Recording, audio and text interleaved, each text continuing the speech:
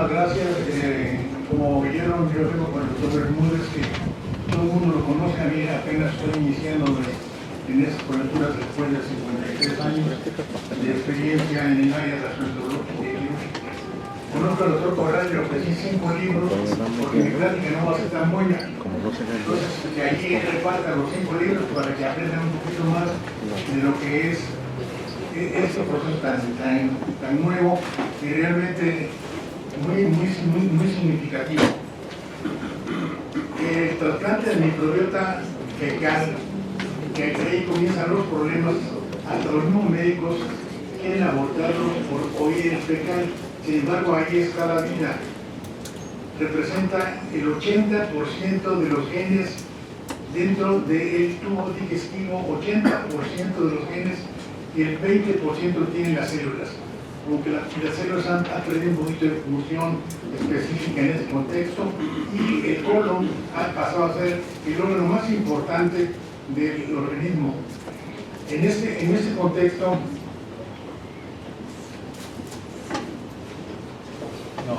Perdón. No jala.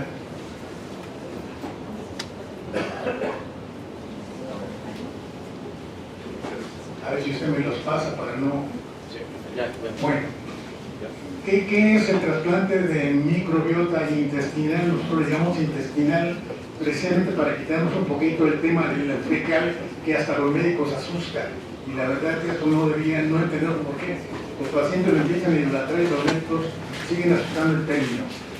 Puede llamarse trasplante de microbiota intestinal, puede llamarse transferencia de parte o el total de la flora simbiótica en el tubo digestivo en cualquier parte, no únicamente ese trasplante fecal. Nosotros ya estamos haciendo trasplante de microbiota urinaria, trasplante de laringio, trasplante ocular, trasplante oftalmológico, etcétera, etcétera, etcétera, porque hay microbiotas desde aquí hasta los pies. Y es el órgano más importante, según dicen la gente que estima el tema, tan importante como el cerebro. Pesa lo mismo que el cerebro, claro que está totalmente difundida a nivel del contexto. Perdón. Sí. Este es un tema que es muy nuevecito. Prácticamente lo manejan en el siglo IV los chinos. Los chinos han tenido una medicina muy importante, y si se dan cuenta, el procedimiento tiene muchísimos años aceptado en el mundo. De repente entran los países occidentales y dejan la medicina china a un lado, sin embargo es tan importante.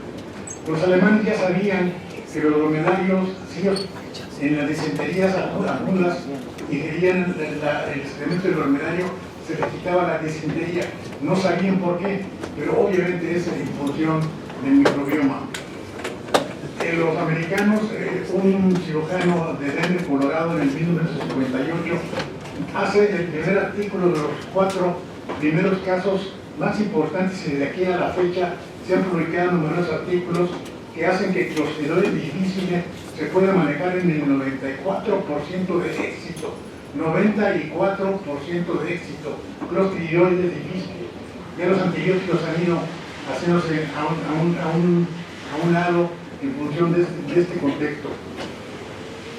Pero prácticamente los hindúes también quieren llevarse la gloria, porque ellos 2 siglos antes hicieron los trasplantes, porque ellos manejaban básicamente patología del colon. Son numerosos los manejos, y en la actualidad una de las gentes más importantes en el mundo es Tomás Borody.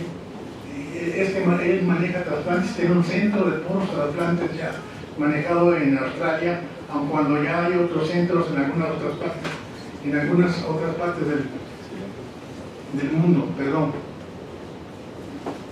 En México no existe todavía un centro de trasplantes de microbiota. Sin embargo, hay en Francia, hay en Asia, hay en Holanda, hay en Londres, hay en Chicago, hay en muchísimos países ya centros perfectamente establecidos, porque se han dado cuenta que si ellos tienen bancos de microbiota, pueden hacer correcciones inmediatas de clostridoides difíciles. Y es un padecimiento terriblemente complicado y que mata a la mayor parte de los viejitos que lo tienen presente.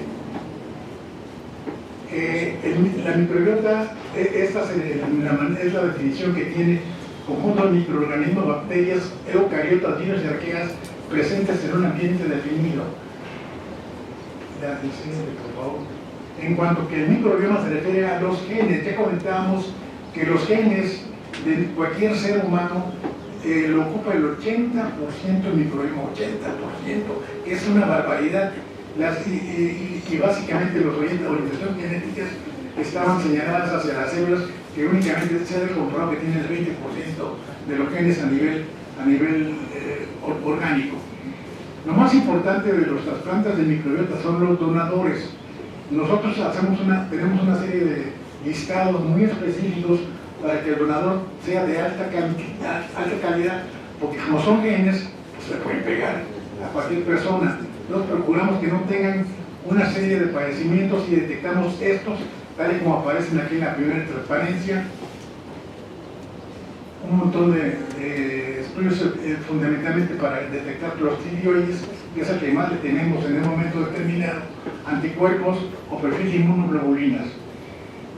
Manejamos la búsqueda del SARS-CoV-2 y se ha visto en la actualidad que el microbioma puede actuar en el SARS-CoV-2 y curarlo.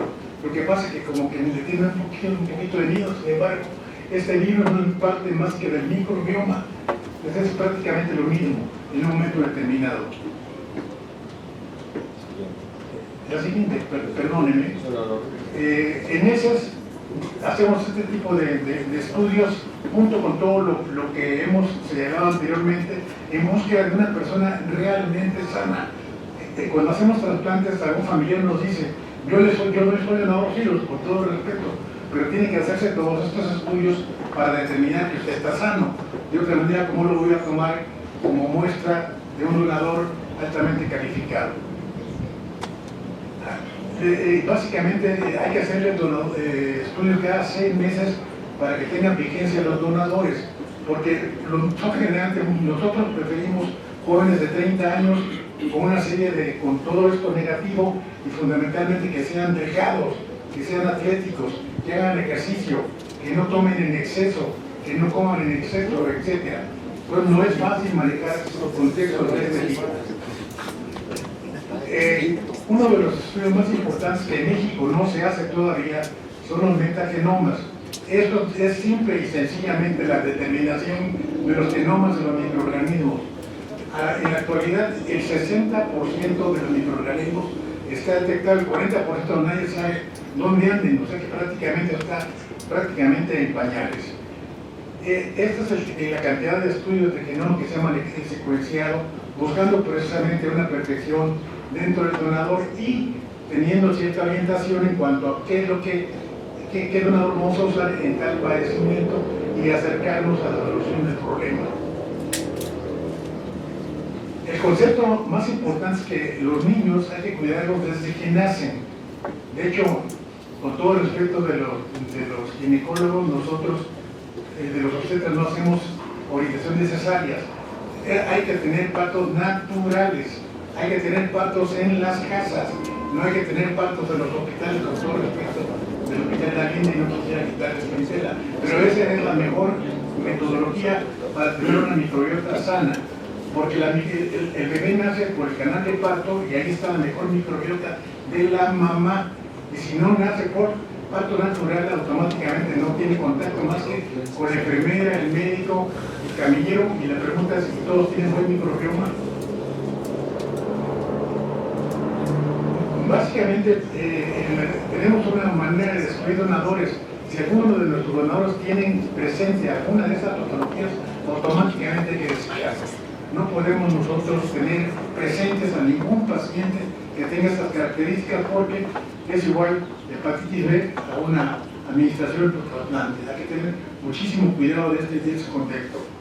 Más exclusiones de donadores, otro listado de manejo.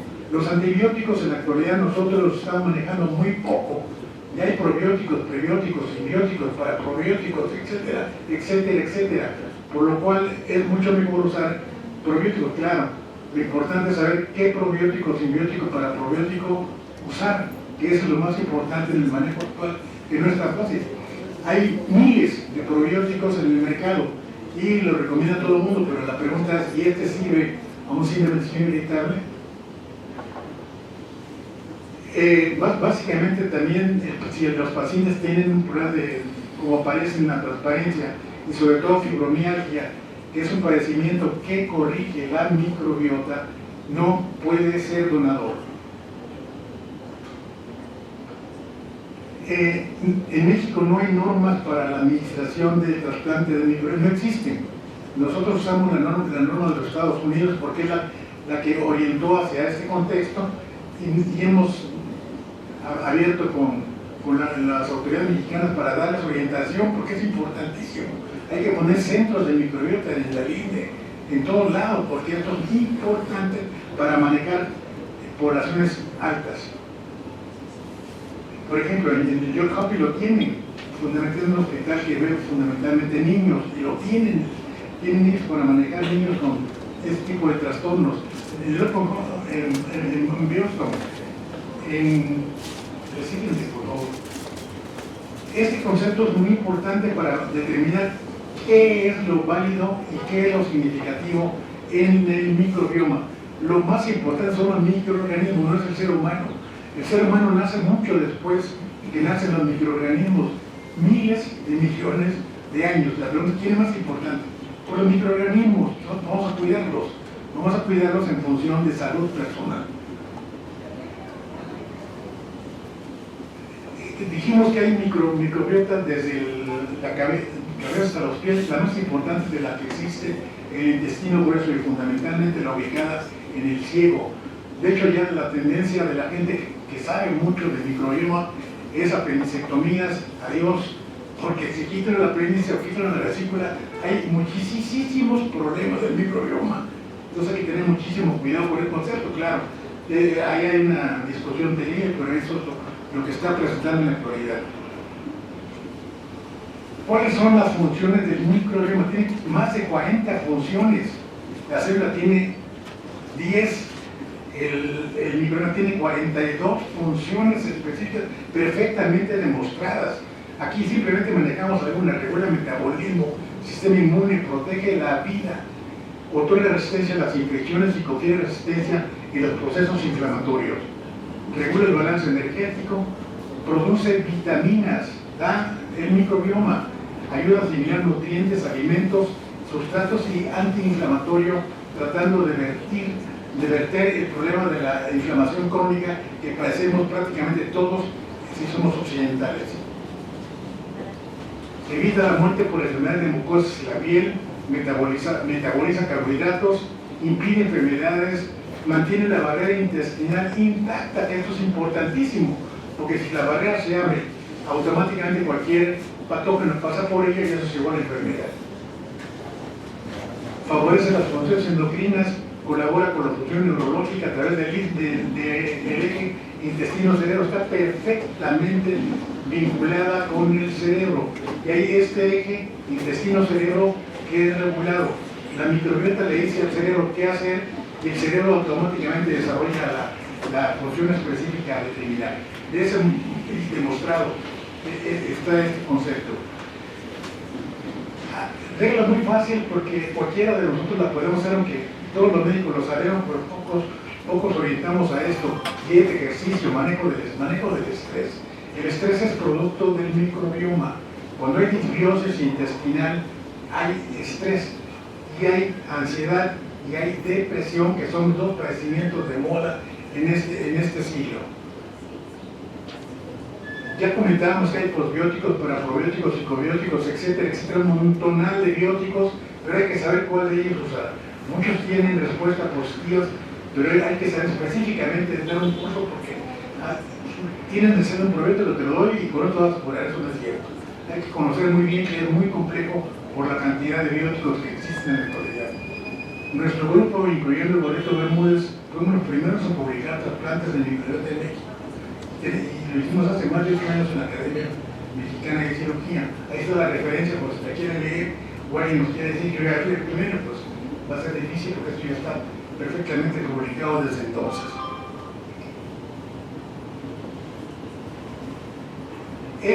Si ustedes quieren incrementar probióticos, no necesitan tomar probióticos. Básicamente chucrut, kefir, pan de moza, pepinillos, quesos blandos son suficientes en la ingesta diaria para incrementar los postbióticos, que lo usan, este tipo de dieta lo usan mucho en el oriente, y fundamentalmente los rusos y los indios lo usan de manera sistemática. Sopa de mijo, leche, tempe, yogur natural. Obviamente si no hay intolerancia a la lactosa, porque es muy frecuente los lactobacilos tienen lactosa. Los psicobióticos, probióticos relevantes en psiquiatría. Esto es un tema que se está discutiendo muchísimo, la importancia que tiene, porque ya no hay que dar ningún ansiolítico, hay que dar postbióticos en función de este concepto. Numerosos estudios de la modulación, lo que hace la microbiota intestinal es modular tanto la comunicación con todos los sistemas para mejorar la salud. Estudios en animales han demostrado que los ratones libres de gérmenes tienen comportamientos relacionados con la ansiedad y se puede tratar con microbiota intestinal. 21 estudios revelaron que la microbiota mejora tanto la ansiedad como la depresión. La siguiente, por favor. Sin los microorganismos benéficos que llevamos en el cuerpo, moriríamos. Esa es una realidad, cualquiera de nosotros, debido a las infecciones en las mucosas, piel, patógenos que normalmente no pueden proliferar. Nuestro organismo sería incompleto si no contáramos entre sus partes al microbioma, conjunto de bacterias que viven, se reproducen y en parte, pero no completamente mueren con nosotros. Dicen que el microbioma no es que se muere uno, va y toma otro vivo. Así que ojalá nos pase con mucha frecuencia a todos nosotros. ¿Cuántos padecimientos se pueden corregir por la microbiota? Un montonal. Les señalo aquí algunos de los cuales ya está totalmente demostrado en la literatura la mejoría. Mejoría que puede ser hasta del 60%, pero es suficiente. 60% en un Alzheimer es una locura. 60% en un paciente que tenga Parkinson es otra verdadera locura. Pero claro, hay que saber exactamente cómo están los metagenomas de los donadores para tener efectos positivos en los pacientes. Diarreas, enfermedades atópicas, enfermedades celíacas, enfermedades cardiovasculares, esto aún está en revisión. Enfermedad inflamatoria intestinal, Parkinson, neurológica, diarrea severa, esclerosis múltiples, estreñimiento crónico e hipotiroidismo, obesidad móvil para el doctor Núñez y para mí, púrpura trombocitopénica, síndrome de intestino irritable, síndrome de fatiga crónica, síndrome metabólico, sobrecrecimiento bacteriano. En total se han tratado con esto 150 padecimientos diversos, fundamentalmente los padecimientos autoinmunes. Responden muy bien al trasplante de microbiota. Cosas muy sencillas. Un baño al día es suficiente. Antes la gente se baña 2 o 3 días para estar muy limpio. No. Están lastimando la microbiota dérmica. Y la lesión y con la microbiota dérmica hay dermatopatías. Entonces hay que cuidarla. Hay que las exploraciones que ahora son tan frecuentes en la salud, que es la contraria a la medicina. Es decir, básicamente la belleza es contraria a la medicina, esa es una realidad. Hacen ese tipo de procesos, pero esto está contraindicado porque no cuida la microbiota. Depilarse sistemáticamente el vello corporal, que ahora los muchachos se quitan todo el vello, ya no se dejan la barba, en fin, está contraindicando la salud, está matando la microbiota buena, que es de las más importantes de las que existe en la piel. Hay gente que se mete el dedo, ahora ya hay una sistema que se mete en una cosa y jalan uno y sangran, porque si no sangran no es bueno. Y esa es prácticamente la orientación de la belleza. Cremas o perfumes en exceso, dice, qué bonito huele, huele a perfume, mejor huele a hombre, huele a microbiota, porque esa es la salud, esa es la vida. Y entonces se meten en los oídos hasta heridas de plata, de oro, de marfil, y luego que hacen es meterse en la microbiota, la sangre la hacen patógena, porque prácticamente el microbioma puede ayudar, pero también puede enfermar.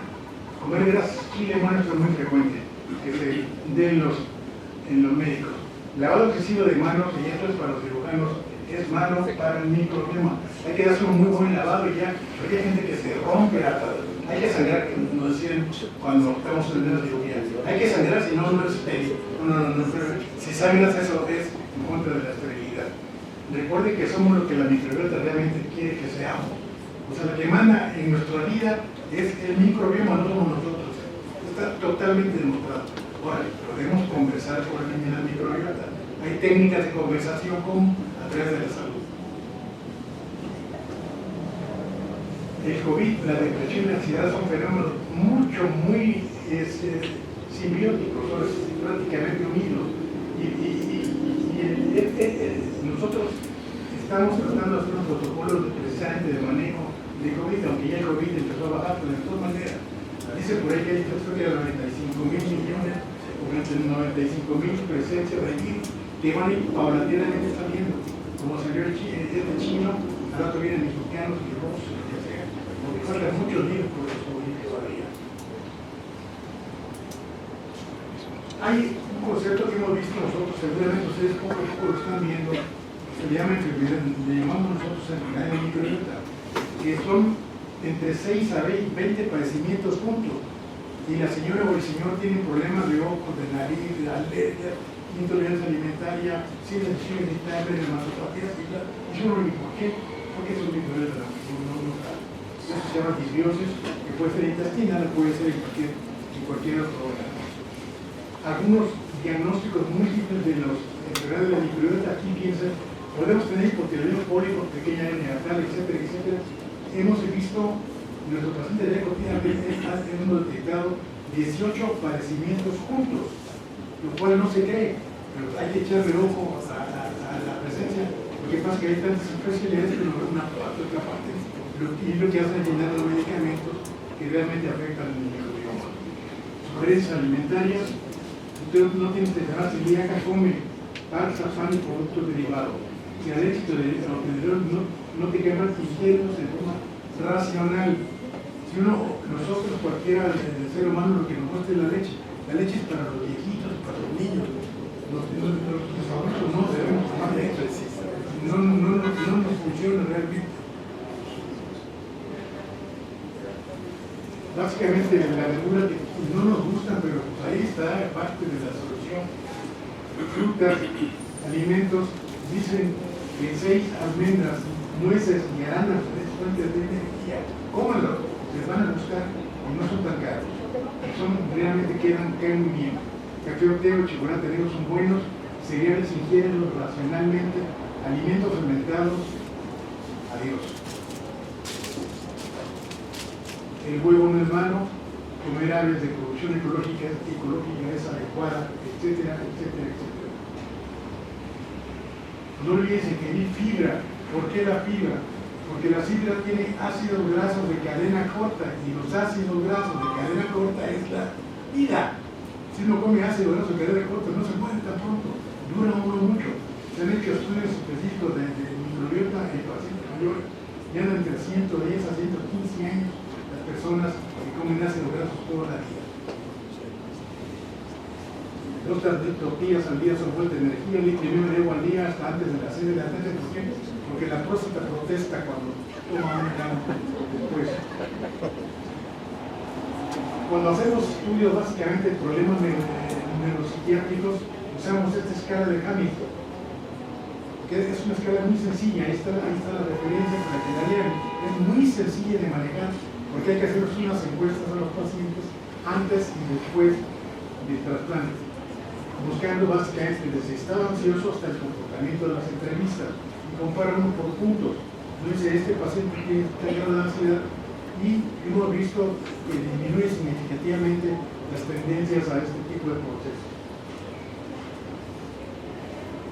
Básicamente la ansiedad y la depresión como enfermedades de moda hay que atacarlas, se puede mejorarse con microbiota. Este concepto a mí me gusta mucho, que está un poquito largo, en función de que hay que procurar hacer a un lado la disbiosis intestinal, que es una alteración propia de la microbiota intestinal. Y si no hacemos todo esto que manejan ahí, hay lo que se llama coronopatía y muerte frecuente. Hay que tratar de hacer un proceso. ¿Qué es lo que yo preveo para el manejo de los microbiomas? Se va a normalizar el trasplante en México, definitivamente, que se tiene que normalizar para que todo el mundo lo pueda hacer con mayor. Y que va a poder incrementarse los bancos de microbiota, porque los idioides se puede atacar 95 hasta 100% con trasplante de microbiota, incluyendo con cápsulas. Aumento de clínica en enfermedad de microbiota, selectivación de microorganismos. Hay 40% de microorganismos que todavía no se conocen. Cuando se conozcan todos, el cáncer se fue, se va a acabar. Básicamente haber una especialidad nueva está un poquito complejo, son muchas especialidades. Se va a llamar inmuno-neo-endocrino-microbiología. Hay que saber de todo eso para meterse a temas del microbioma. Es algo muy complejo. No nada más hay que saber inmuno, hay que saber todo esto y eso no es fácil. Y eso ya se está dando en Europa, ya hay cursos de esto. Ellos no incluyen la gastro, yo no sé por qué, si ahí está la microbiota. Y minimización de diversos cánceres y descubrimiento de mayor número de virus.